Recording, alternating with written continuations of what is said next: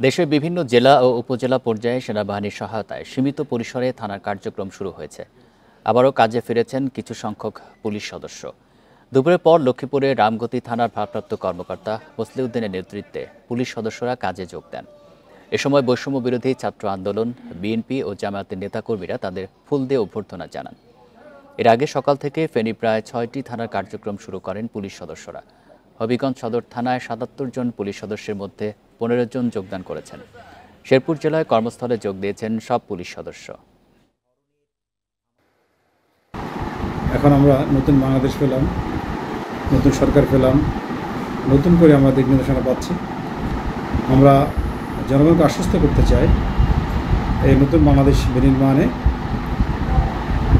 আমার উপরে এই রামগতি থানা অফিসার ইনচার্জ হিসেবে আমার উপরে যে অর্পিত দায়িত্ব, সেটা আমি আইন বিধির সামনে রেখে যথাযথভাবে পালন করে যাব।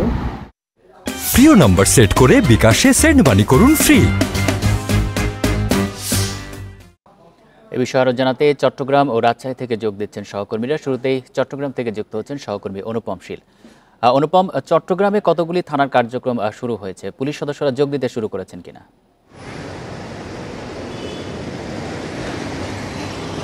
চট্টগ্রামে মূলত ১৬টি থানার মধ্যে আমরা কম বেশি ১১টি থানায় কিন্তু ভাঙচুর এবং বিভিন্ন ধরনের আগুনের ঘটনা ঘটেছে, এবং যার ফলে বিষয় হচ্ছে যে গত কয়েকদিন ধরে প্রায় সবগুলো থানাতেই পুলিশ সদস্যরা তারা তাদের কাজ পরিচালনা থেকে বিরত রয়েছে।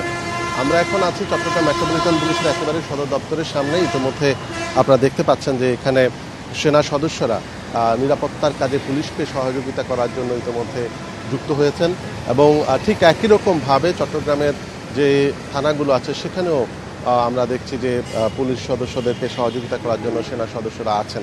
তো কালকে রাত থেকে মূলত বিভিন্ন থানায় আস্তে আস্তে পুলিশ সদস্যরা তারা যাচ্ছেন। আমরা আজকে সকালেও যেমনটা দেখেছি যে মূলত পুলিশ সদস্যরা সেখানে কিছু কিছু পুলিশ সদস্য যাচ্ছেন, পাশাপাশি সেখানে বৈষম্য বিরোধী শিক্ষার্থী যারা আন্দোলন করছিলেন তারাও গিয়েছেন, গিয়ে সেখানে যে ভগ্ন স্তূপের মধ্যে পরিষ্কার করা, ময়লা আবর্জনা পরিষ্কার করা, ছাই পরিষ্কার করা, এই কাজগুলো ইতিমধ্যে শুরু হয়েছে।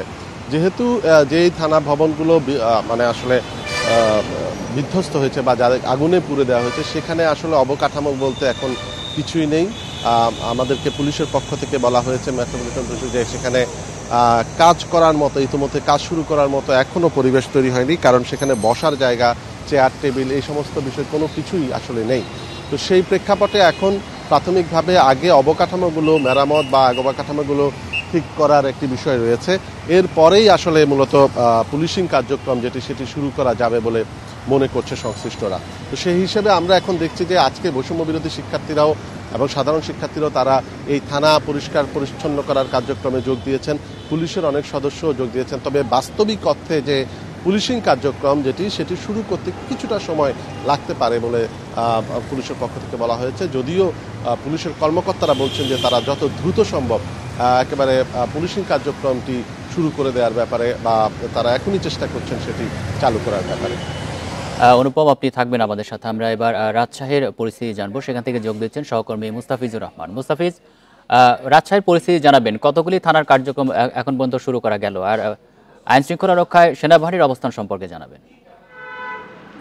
দেখুন, বৈষম্য বিরোধী শিক্ষার্থীদের যে আন্দোলন ছিল, অর্থাৎ 5 তারিখেই যে গণ অভ্যুত্থান হয়েছিল, তারপরেই কিন্তু উৎসুক জনতা রাজশাহীর মেট্রোপলিটনের যে 12টি থানা রয়েছে, 12টি থানার মধ্যে নগরের মধ্যে যে 8টি থানা, সেই 8টি থানা কিন্তু ভাঙচুর এবং অগ্নিসংযোগের ঘটনা ঘটেছিল।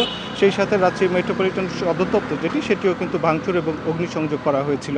আমরা গতকালকেই দেখেছিলাম যে রাজশাহী মেট্রোপলিটন সদর দপ্তরে সেখানে সিভিলে 2 জন ঊর্ধ্বতন কর্মকর্তা এসেছিলেন, সেই সাথে কয়েকজন পুলিশ সদস্যও ছিলেন, এবং তারা সার্বিক অবস্থা দেখে গেছেন। এবং প্রথম এবং দ্বিতীয় তলায় কোনো কাজ করার মতো কোনো পরিবেশ নেই কিন্তু, কারণ পুরোটাই ভস্মীভূত একটি অবস্থা রয়েছে। এবং বৈষম্য বিরোধী শিক্ষার্থীরা গতকালকেও গেছিল সেটি পরিষ্কার করার জন্য, তাদের একটি টিম সেখানে গেছিল পরিষ্কার করার জন্য। এখন পর্যন্ত আমরা দেখেছি যে রাজ্যের অধিকাংশ থানাতেই আনসার সদস্যরা রয়েছেন, তারা সেখানে অবস্থান করছেন, এবং পুলিশ ঠিক কবে নাগাদ কাজ শুরু করবে সেই বিষয়ে কিন্তু সুস্পষ্টভাবে পুলিশের ঊর্ধ্বতন কর্মকর্তারা কেউ কিছু বলতে পারছেন না। তবে রাজশাহীতে দেখেছি গতকালকে আমরা দেখেছিলাম রাজশাহী পুলিশ লাইনে বেশ কিছু পুলিশ সদস্য কিন্তু তাদের যে 11 দফা দাবি, নিরাপত্তা সহ তাদের যে 11 দফা দাবি সেটি নিয়ে তারা বিক্ষোভ করেছিল এমনটি কিন্তু দেখা গেছে। এবং সেই সময় একজন পুলিশের ঊর্ধ্বতন কর্মকর্তা তাদেরকে আশ্বস্ত করা বা বোঝানোর জন্য গেছিলেন, কিন্তু তারপর তিনি ব্যর্থ হয়ে ফিরে আসছেন। আর এখন পর্যন্ত পুলিশ যে নগরীর কোথাও কোনো থানাতে কিন্তু নেই, শুধু পুলিশ সদস্যদের সঙ্গে যতটুকু কথা হয়েছে তারা বলছিলেন যে তাদের যে নিরাপত্তার বিষয়টি রয়েছে সেই বিষয়গুলো নিয়েই কিন্তু তারা এখন পর্যন্ত ঊর্ধ্বতন কর্মকর্তাদের সঙ্গে আলাপ আলোচনা করছেন এবং সেই বিষয়ে যদি কোনো সুরাহা হয় তারপরে কিন্তু তারা স্ব কর্মস্থলে ফিরে যাবেন। অপরদিকে বলা যেতে পারে যে সেনাবাহিনীর অবস্থান, সেনাবাহিনী নগর জুড়ে কিন্তু টহল দিচ্ছে এবং গুরুত্বপূর্ণ স্থাপনাতে সেনাবাহিনীর অবস্থানও আমরা লক্ষ্য করেছি, যেমন জেলখানাতে আমরা দেখেছি যে সেনাবাহিনীর অবস্থান দেখা গেছে এবং পুলিশ লাইনের ভেতরে এবং বাইরে কিন্তু সেনাবাহিনীর অবস্থান লক্ষ্য করা গেছে। এবং সেই সাথে সেনাবাহিনী কিন্তু বেশ কিছু নম্বর দিয়ে গেছেন যে যদি কারো জরুরি প্রয়োজন হয়ে থাকে কল দিলে কিন্তু তারা সেখানে অবস্থান করা অর্থাৎ চলে আসছেন এবং পরিস্থিতি যদি কোনো অবনতি হয়ে থাকে তারা সে বিষয়টি নিয়ন্ত্রণের কাজ করে যাচ্ছেন। তো সেনাবাহিনীর পক্ষ থেকে কিন্তু গতকালকেও সেনাবাহিনীর পক্ষ থেকে একজন মেজর পদমর্যাদার কর্মকর্তা তিনি কিন্তু বলেছিলেন যে আইনশৃঙ্খলা পরিস্থিতি যেহেতু অবনতি হয়েছে এবং আইনশৃঙ্খলা পরিস্থিতি উন্নতি না হওয়া পর্যন্ত তাদের সহযোগিতা কিন্তু অব্যাহত থাকবে, সেই হিসাবে সেনাবাহিনী সর্বাত্মক তাদের যে সহযোগিতা সেটি করে যাচ্ছেন।